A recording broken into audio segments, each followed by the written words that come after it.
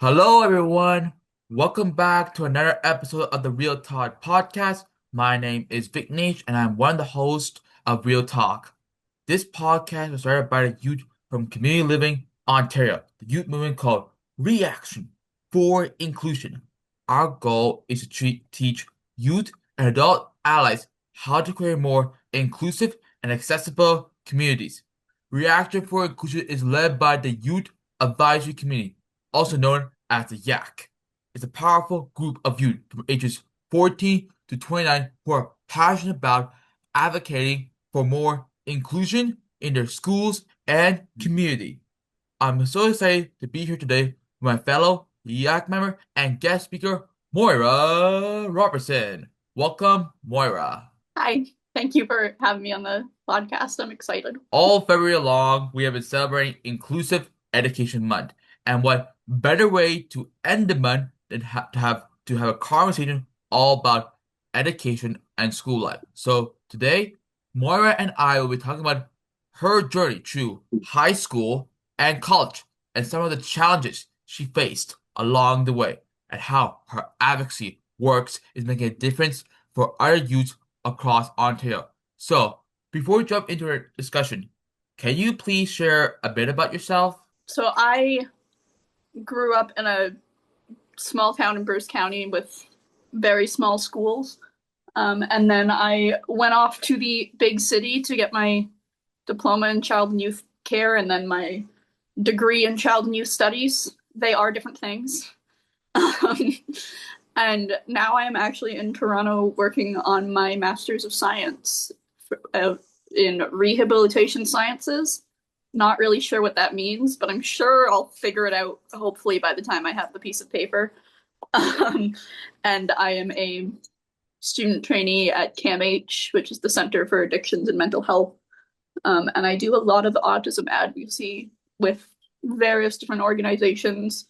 Um, I am on the ECHO autism team with Holland Bloorview, and I go around and I talk about autism. And then as a YAC member, I also go around Ontario and talk about disability inclusion and leadership and youth leadership. And so I have a lot of miles on my car. Thank you. That was a great introduction. So let us jump in today's topic. To get us started, can you please tell us a bit about your journey from high school to college and what you're doing now? As I kind of said, I went to like a small high school. It was actually K to 12. And we still didn't have a lot of people. Love small towns. And so for me, because I am autistic, and so big changes are a lot. And so I actually wound up taking an extra year in high school. Um, just I had graduated, but I just stayed for a whole extra year and took classes, and I was on my school board and as a student senator and did a lot of advocacy work within my community. And then also did a bunch of like student council stuff. Um, and then that entire year was also me trying to sort out accommodations and getting all the paperwork I needed for accommodations for college. Because up until that point, my accommodations were based upon stuff from when I was younger and a lot of trust me, bro.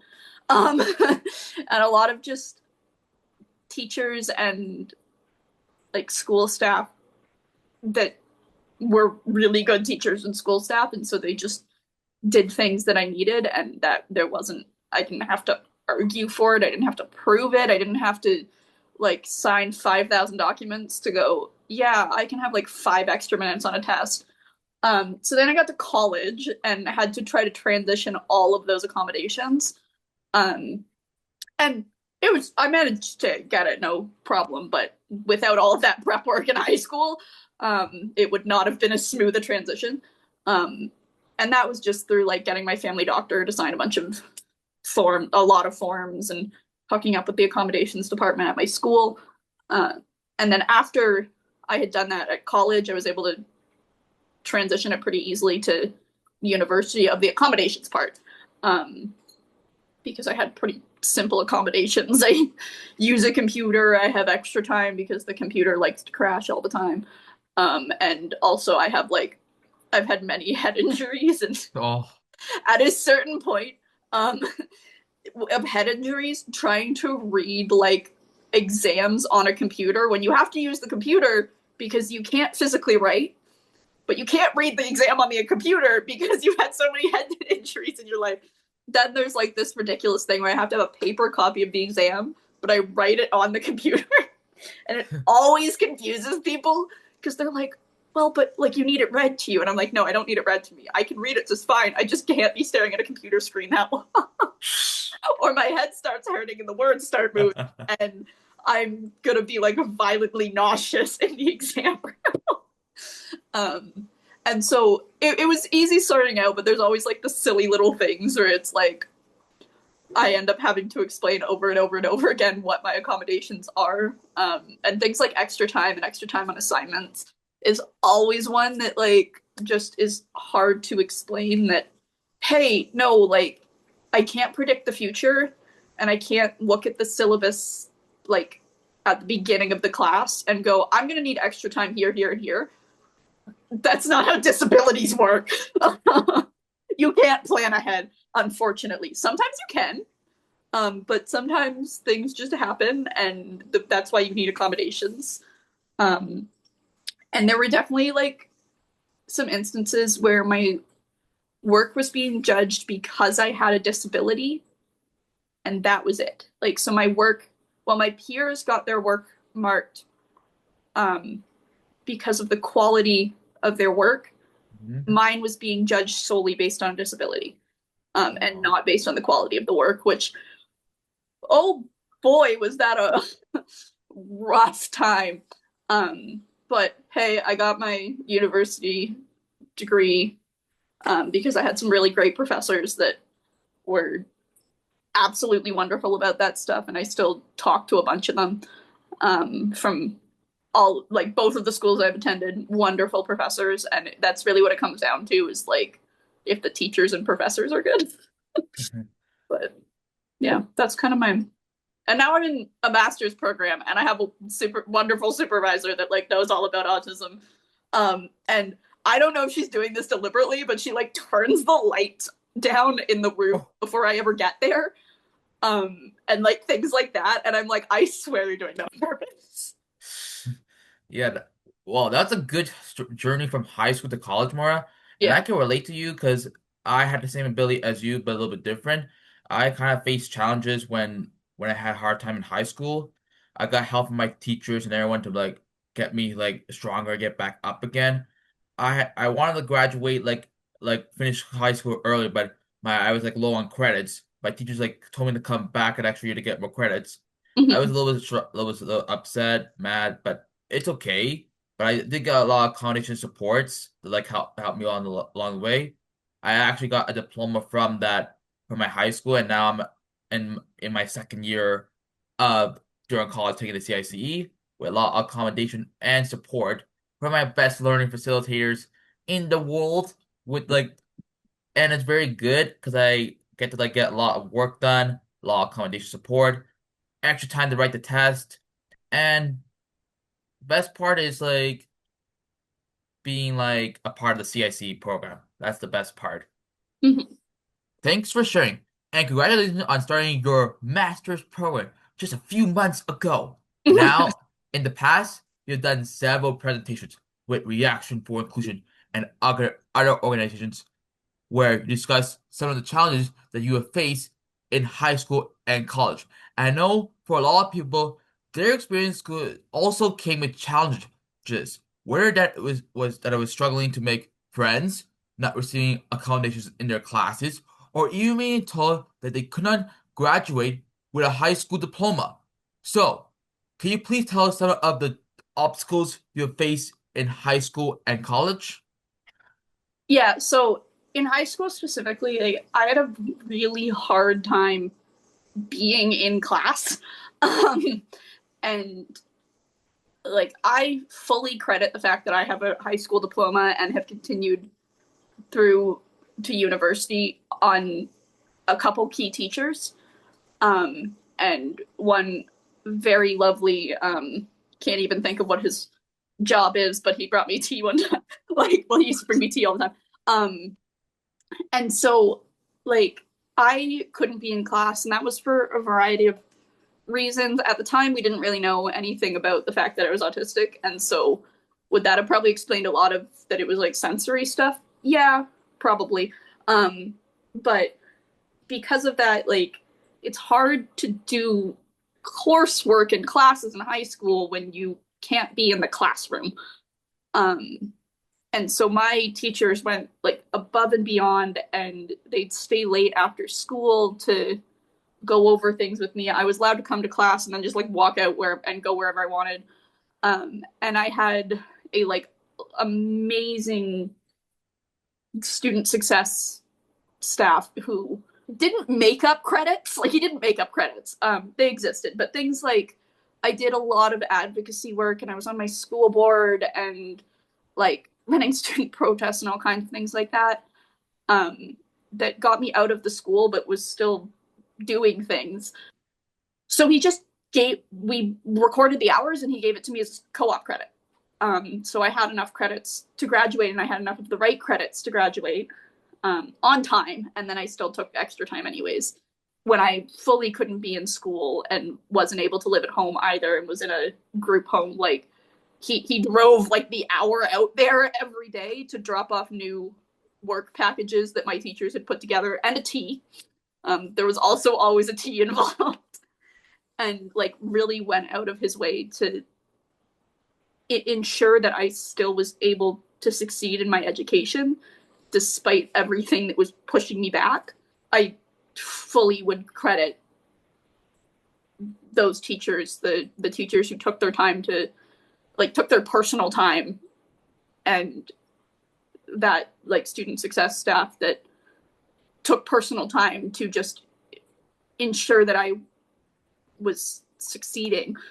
Um, Even though I'm sure at the time I was not as appreciative of being handed massive packages of math homework as I Mhm. probably should have been. um, and then in college and university, it really was just, it was difficult because you're constantly having to justify your existence in the space, and that no, I'm allowed to be here as somebody with a disability, and my work is valuable and my contributions are valuable. And also then dealing with like some wild comments out of people's mouths. Like autistic people can't be social workers was a thing that one of my peers said to me like a few years ago. It's now a big running joke with my friends and I of autistic people can't be social workers. But then the professor agreed with them. And then I went to the head of that program that I then left that program later. And they were like, "Oh, that's just what it's like in the workplace." And I'm like, "No, it's not actually. Autistic people can't be social workers." When, by the way, the conversation was about eye contact, and I had literally just said that like eye contact is different for everybody, and there's cultural reasons and disability reasons why people might not make eye contact, and that was what came out of that was my peer going, Mhm. "Well, autistic people can't be social workers. You shouldn't be here." Like, or things of like, I had one where, um, I had it was like my second year at university, and so I had these accommodations for years and years at this point in post secondary. And for some reason, the accommodations counselor decided, oh no, actually, you can't have these accommodations anymore because you need a psychoeducational assessment, which is testing if I have a learning disability. I don't have a learning disability. My disability is autism, and my accommodations are based on autism. I don't need a psychoeducational assessment to get these accommodations. I have all of the documentation required, and they're like, well, we need one updated from when you were like after the age of 18. And I'm like, no, you don't. Autism is a lifelong disability. My doctor is saying I have it. You don't need access to any of the assessments. And you can't request I go get an assessment for a learning disability that I do not have, and nobody thinks I need to go do an assessment for within my medical team.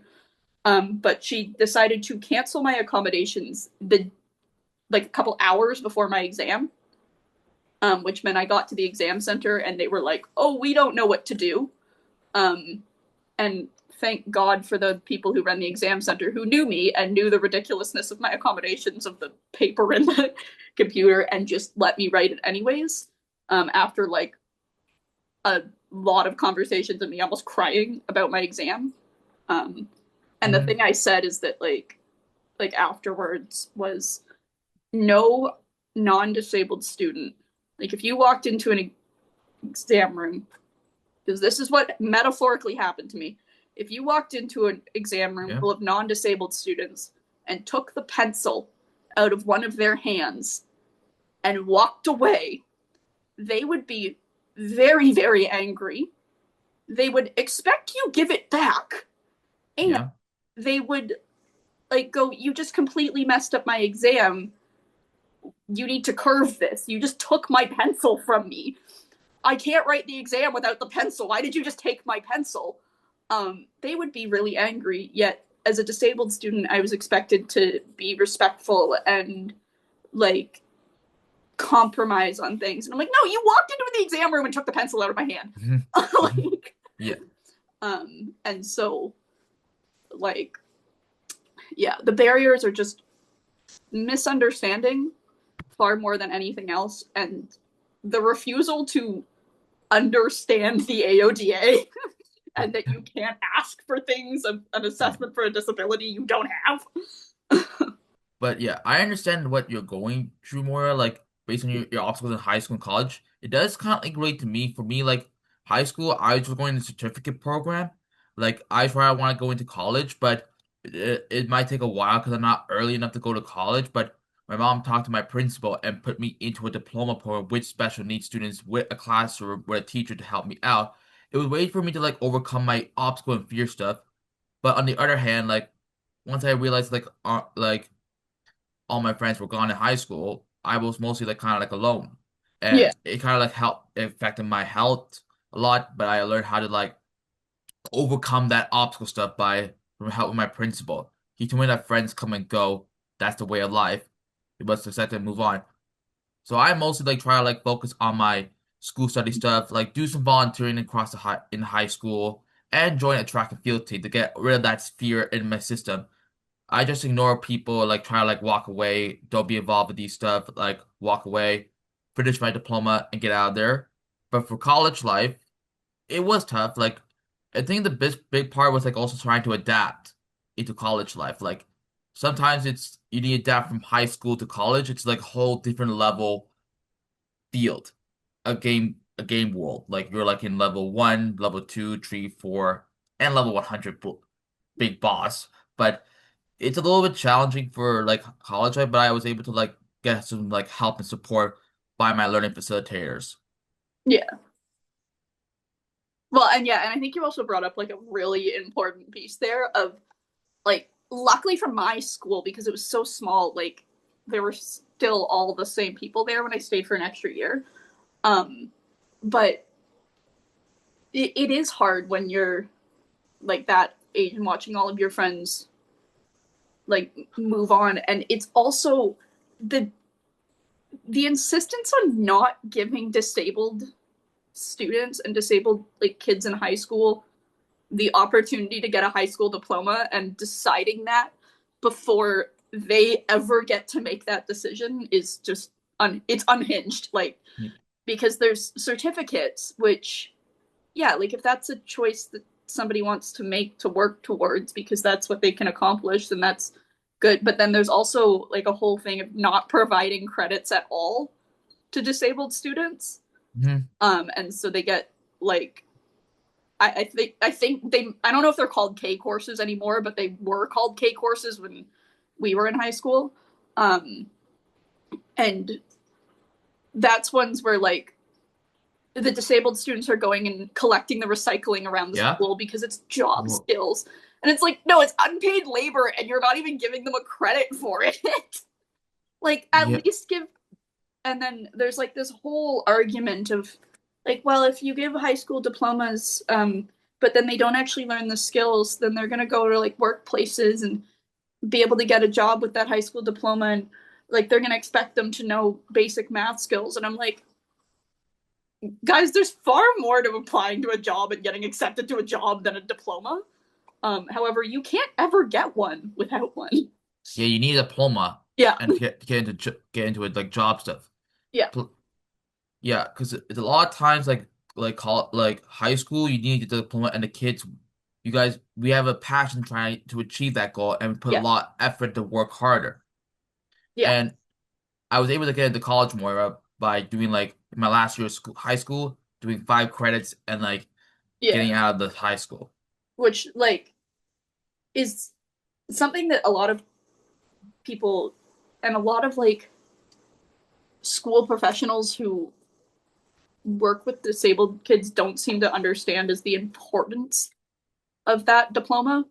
Um, for like self-esteem and confidence and also to go and be able to go and do programs like CICE Yeah, or like continue in anything or going and getting a job at a grocery store even that like yeah it's people don't understand the importance of high school diplomas and then they downplay them and then for some reason we're just going to make up this whole thing for disabled students that just means you don't get a high school diploma but you're still going to do our recycling every single day for yeah, yeah, yeah. And one obstacle I also faced in college tomorrow was like dealing with like the placement at college. But I learned this like from my field placement officer.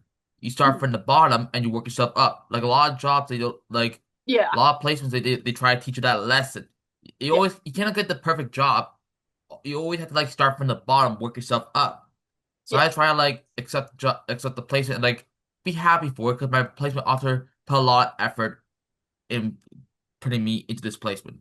yeah and like placements are amazing opportunities because it you get to get in there as a student like that's what I'm doing at CAMH as a like research trainee is I don't have the qualifications to be a researcher yet, but I get to just like lurk and learn as a student, and that still exists. And so, like, then I'm going to learn all these skills that I wouldn't have otherwise as a student. Yeah. And that's the same thing as like any placement. Like, mine just happens to involve a lot of writing and reading. I'm sure a lot of our listeners can relate to the challenges you have faced and can find hope that you are able to overcome them. They can too. Now, your journey through school wasn't only marked by challenges.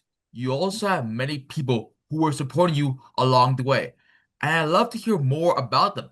Could you please tell us how your teachers, family members, and friends help you to navigate your school? Yeah, I mean, I've kind of touched on some of this already, but I think one of the really important people in my life would have been um, my high school English teacher who is no longer teaching English. But I make her Christmas cookies every year. And she every new post secondary I go to, I get one that just says like so I'm at like U of T right now, so it says like University of Toronto Mom.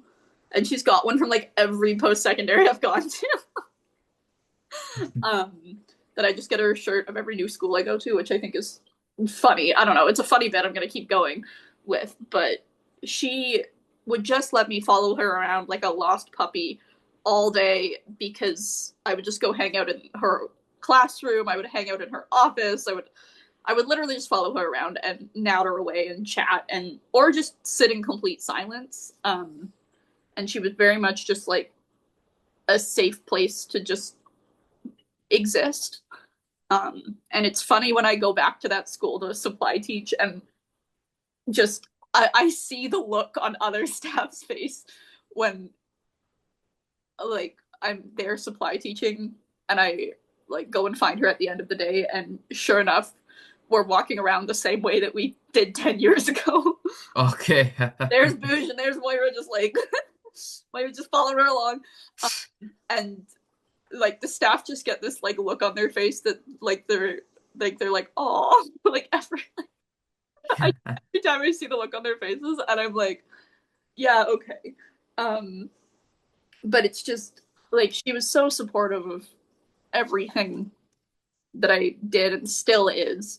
I still text her all the time and she texts me all the time and I make her Christmas cookies. Um, and like it was really just that safe, like I can be myself and also like a quiet place to go and hang out. Which anybody who knows that teacher, me describing hanging out with her as being quiet, would everybody would laugh at that. They're like, she's not quiet. But she was when I was there and overwhelmed. Right. The volume dropped every time, and I don't even know if she did it on purpose or anything, but um, she just like understood me and accepted me as it was. And even when I couldn't be in other classes, then like I could just go hang out there, and the teachers knew where I was. To come and find me, and they could just text her and go, "Do you have Moira? Can you send her to Oh, class, please?" Um, or things of when I couldn't even be in the school. I just took her classes for everything because I knew that she would help me out. Um, and I really like I kind of found that again when I went to college of one of my professors of just like we just clicked. Um, I find out later that the two people that I clicked with also both have autistic children, which is kind of funny. And that professor, like, she got me connected to Bloorview, which got me connected to like all of my autism advocacy work, and yep. thing that like really gave me passion to keep going. Um, I got brunch with her like a month ago, and that was it. Lunch. Yeah, I hadn't seen her like since COVID, and so Oh, we got brunch together. And that was great to get to see her. And like then into university, most of my support from university was from my friends, and also just like it was kind of a thing I was just doing on mm. the side, and I had all of these other support networks through like coworkers, and shout out to Reaction for Inclusion, I suppose. And like that there wasn't really just like a set kind of person that I had at the other two places. And like my friends as well, but friends kind of come and go. I do have like a couple very solid friends that have been there for all of the shenanigans. Uh, we call it a soap opera. I live in a soap opera. Um, and like it really helped. And then in the university, like my mother was very good at helping me like keep on track of work and doctor's appointments and all of the things that come along with my life at that point in time, um, which was great to kind of connect with her like that as an adult, and have that type of support as an adult. And like, which people find weird that like I have that type of connection with my mother as an adult, and I don't know. I'm kind of worried about how their relationships with their mothers go. If they're like concerned that my mother comes and helps me do dishes occasionally, they're like, "Whoa, end of the It's world." I'm like, can you not just call your mother for help? Are you okay? Do we need to call someone? I think really just the support networks have changed over time, but there's always been somebody somehow. Um, and yeah, I think it's still been a long and sometimes lonely journey because the support networks change, and so there is the like transition periods all the time.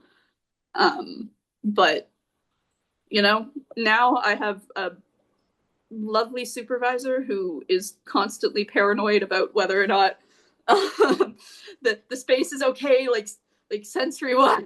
Like you understand all of this, and I really appreciate her like panic about it all the time. But sometimes I'm like, please, it's okay. But she's so supportive, and I just like wound up with her by like complete accident that I just asked oh, my coworkers for recommendations for supervisors and wound up with her, and she's lovely, and we chat quite a bit about all kinds of things, and like she's very helpful for all of the questions that I ask that are like definitely things I should probably know.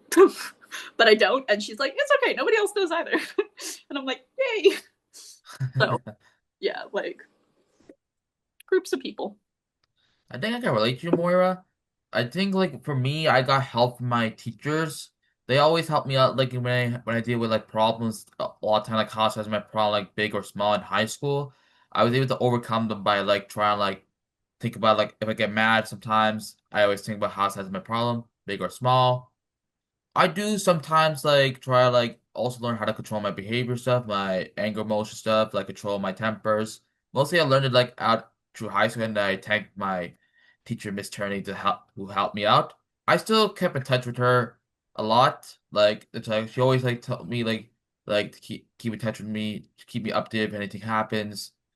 It's not always that like we're not gonna be like we're not gonna see each other for a while. But I do sometimes like pay a visit to her like last year. She was happy to see me and saw me like I grow into becoming a better person in life, like matured, like a mature man, like a mature adult. Like, I feel like same for my family. They also help me out. Sometimes when I get bad days, I learn how to like talk it out. Where I like take a walk, go for a walk outside, clear that mind out out so that way I could be free from my demons. It Mhm. happens. Like I thank everyone who helped me out like throughout my life. But yeah, I relate. It is great to see how the people in your community came together to support you with transitioning from high school to college. Building on that, what advice would you give to a teacher who doesn't know how to best support or include a student with a disability in their classroom? I think the same thing that I actually said to that English teacher because um, she likes to ask me questions about other students all the time, and she was bringing up this one student and how like there was she didn't really know what to do because some people are telling her this and other people are telling her this, and she really didn't know. She was like, I don't know what I'm supposed to do. I don't know if what I'm doing is the right thing. Um, and the thing I said to her is, I'm like, look, you did the right thing, not even knowing anything about my disability. You just knew me, and you treated me as me, and you treated me the same as every other student, but you still, which meant that you treated me the same as every other student, which meant that you saw me as an individual and worked with me as an individual and taught me as an individual, which is what she does with every student.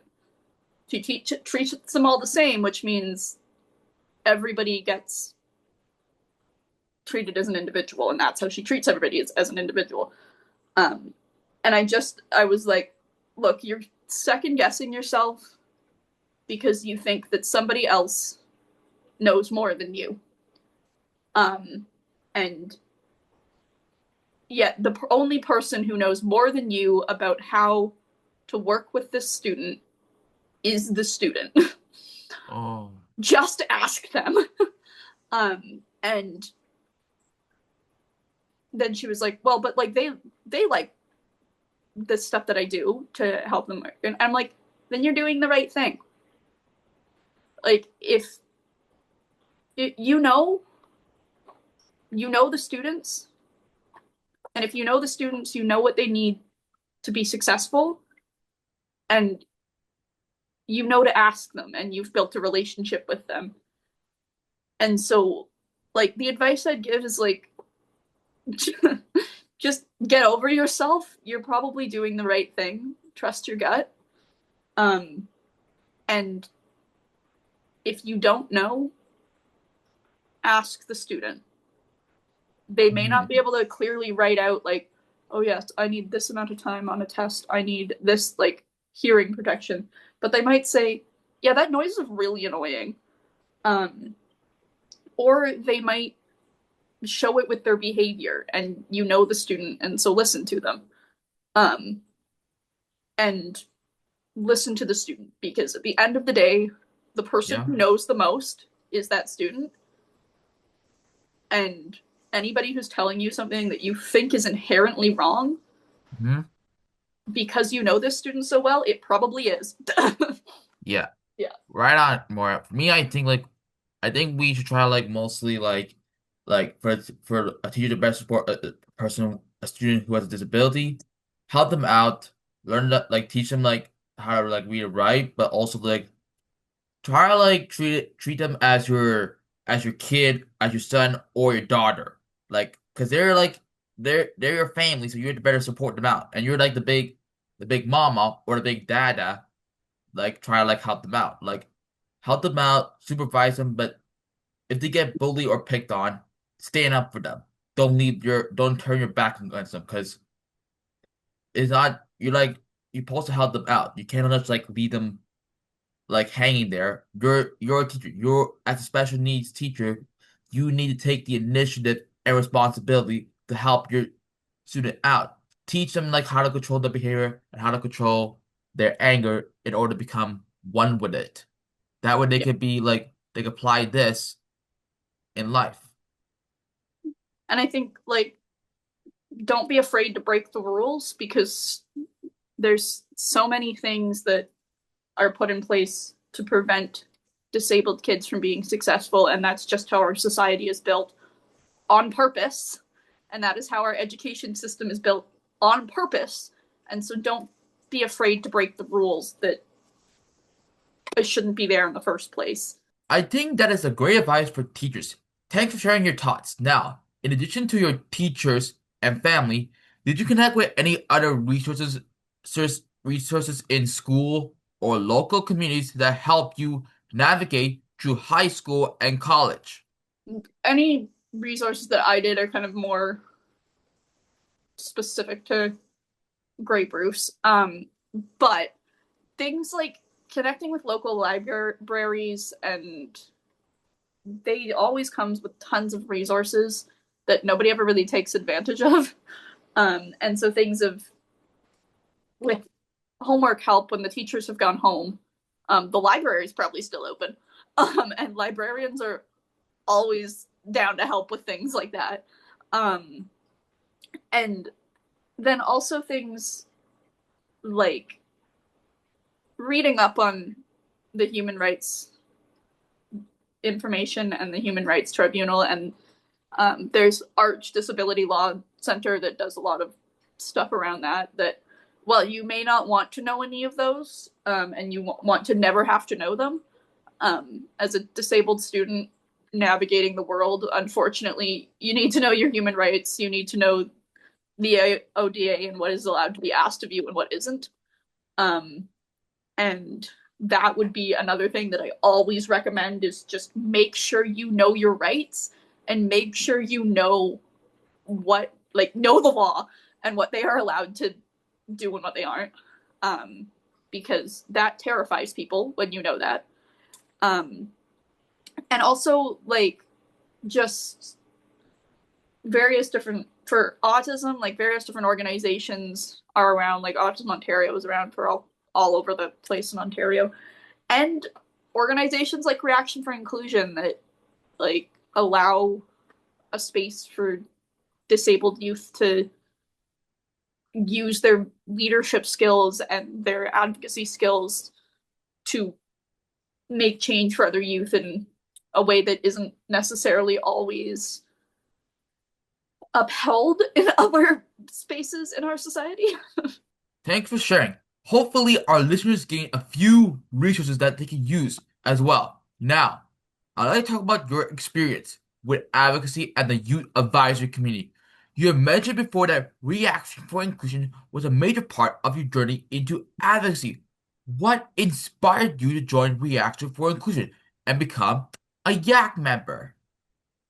I think in high school I got connected to Reaction for Inclusion through these conferences that they used to do where um like it was just youth with disabilities and without disabilities from all across Ontario that were passionate about inclusion. Um, and that conference completely changed my perspective on a lot of things. I know now it was because I was in a space finally that I was included without question. Um, at the time, I'm like, wow, everybody's just included without question. Can't possibly also be me with a disability. Who would have known that I also have autism? Anyways, um, and it was just really a space like absolutely no other. Um, and I've not seen replicated since. And it really was that like in person, here are all the people from across Ontario, like kids just like you from across Ontario that you never get to talk to in person and meet in person and have all of you physically in a room to be able to go, look, this is how many people are on your side.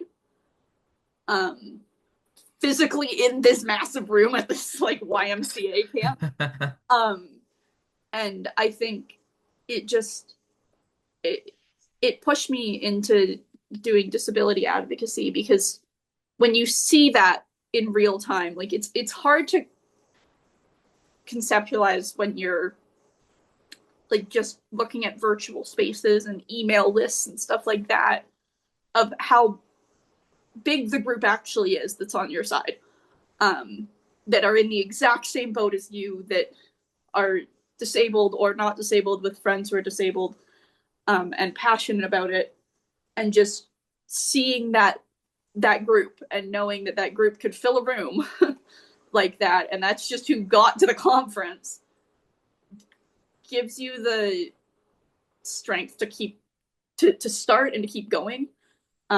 Because my family is actually very heavily involved in community living long before it was ever community living and went by a different name. And my mother was involved in the youth movement of it far before it was called Reaction for Inclusion. It was called a different name. And like the things that she has in her notes from like those youth groups are the same things that we were talking about at that conference, and we're still talking about it, that people with disabilities are valuable members of society. They can have relationships the same as everybody else. And yet my mother is like she had me when she was like 30. So like do the basic math here, of how old she is, right? Um, Oh, and like seeing that that group still exists, and like with all of the family history being involved with the um group, like it pushed me to keep doing it. And then through my education and through like professors, I kind of like went into a little bit of a niche category of autism.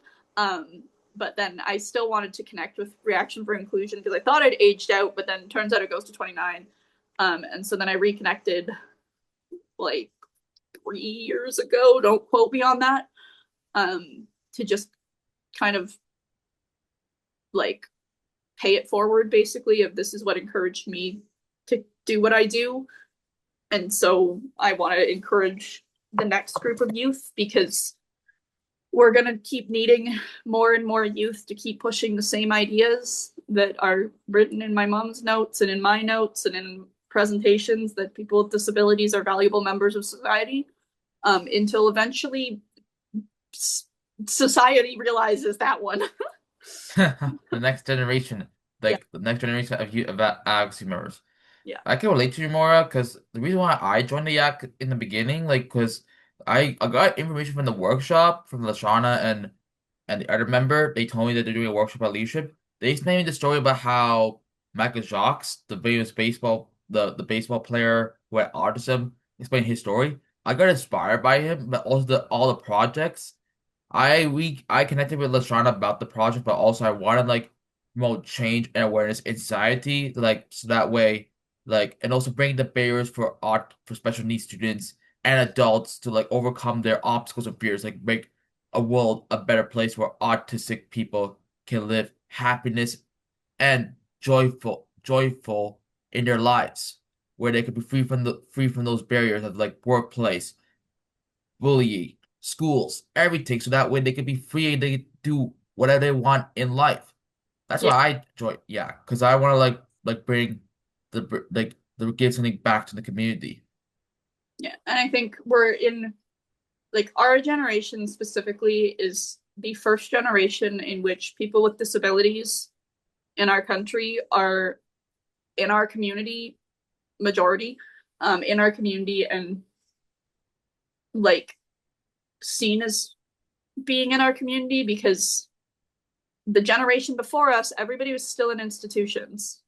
Um, and they were kept away from society, and they weren't in schools, and they weren't in classrooms, and people with disabilities were hidden away and pretended that they didn't exist.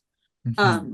And all of the other things that, like, horrible things that occurred in institutions as well, but nobody knew about it because they were hidden away. Um, Yeah. and we're the first generation in which we grew up alongside disabled people, and they were in our communities, and we saw them in our communities and knew their names and knew their families. And there's still a lot of work to go, but the generation before us thinks that just getting out of institutions was a big change, and the generation and our generation is like, nope, we also need to make sure that people are able to have jobs and live independently. And then there will be something else that the generation after us will see that we never see because it was not the world we grew up in, that we need them to advocate for. And so, Hmm. That's awesome to hear how you guys started with the Yak and are still part of the community today. During your time as Yak, you have worked with on many advocacy projects, both with Reaction for Inclusion and other organizations as well. Your work has taught students and adults the importance of inclusion and supporting youth with disabilities. Can you please tell us some of the projects that you work on both within and outside of Yak, and how has your work fostered more inclusive school environment?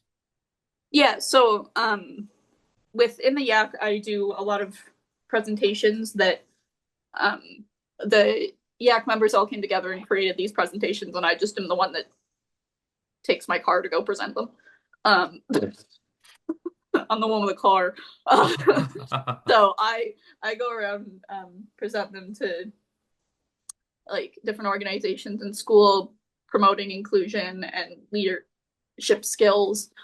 Um, and I also have done the presentation about the truths of institutionalization a few times as well, of really spreading that knowledge of the history of institutionalization to, like, people who don't know it, because it's not a thing that's talked about, but it's so ingrained in our society, and people don't even see it because people will be like, oh yeah, this old building has really thin doorways and really small staircases. Wow, cool architect design. No, guys, like that, it was designed like that so people with disabilities couldn't come into post-secondary. Like, come on. Like, things like that, that, like, just to try to really make people think critically about the world that we actually live in, and what that means and where it comes from.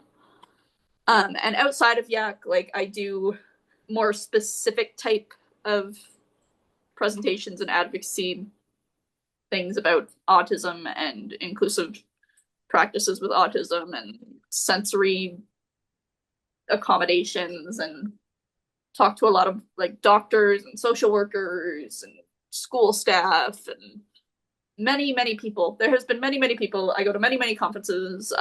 Yeah, lots of people, too many to keep count of, that I just really advocate for, um making sure that everybody has the accommodations that they need, the sensory supports that they need, the educational supports that they need, and that they are not a big deal, and they are not hidden behind piles and piles of paperwork of prove you need it. Hmm. um and then, even just on, like, a personal basis, my friends or friends of friends will call me in all the time to come and be their advocate in meetings with disability, like, counselors and stuff at school, where I just get to go and sit in the meetings and look a little bit scary and occasionally bring up the word human rights, um, just to, like, scare people into following my friend's accommodations. It's normal. But it's things like that of really just, like, putting information out there and putting it out there that, like, this is stuff that needs to be done. And I've done things like, I've written toolkits with Autism Ontario and Aid Canada about mental health supports for autistic people in rural and remote communities. I've Consulted on a script for Hudson Rex to like help provide good media representation about autism. I've done some news articles in like about let's not make questionable comments about autism from government officials. But yeah, lots of different things. I'm sure there's more. Thanks for sharing. This has been a great conversation. I learned so much from listening to your experience, and I'm certain our listeners have learned a lot as well. So, my last question for you today is, do you have any advice for students with disabilities how they can overcome their obstacles in high school or college? In only one context does this rule apply. Mm-hmm. Okay, only one context. Okay. Only the context in which I am about to say does this apply. Um, Mm-hmm. when you're talking about like advocacy and disability advocacy and your rights as a disabled student or your friend's rights as a disabled student, no means keep asking and keep annoying until the answer is yes, or just do it anyways. And no is not relevant. Only time in which that rule is relevant is in the advocacy world, in which no just means be more annoying. Mm-hmm. And don't be afraid to use things like lines like "you're violating my human rights." Um, don't be afraid to go, "No, the AODA says this." Don't be afraid to sit in the corner of your friends' meetings and drop those lines. And like, don't be afraid to say any of that stuff because you need to, and it's going to be uncomfortable. It's going to be awkward. You're allowed to swear in meetings, by the way, as well. People will be like, "Oh no, you got to be like professional and like contain." No, if they're being like a problem, whip some swear words out. That's fine. You're allowed to be upset about it. You're allowed to be upset, and that's kind of like the two things that I think I would leave it with is a only in this context of advocacy does no mean be more annoying until they say yes, and you're allowed to be upset.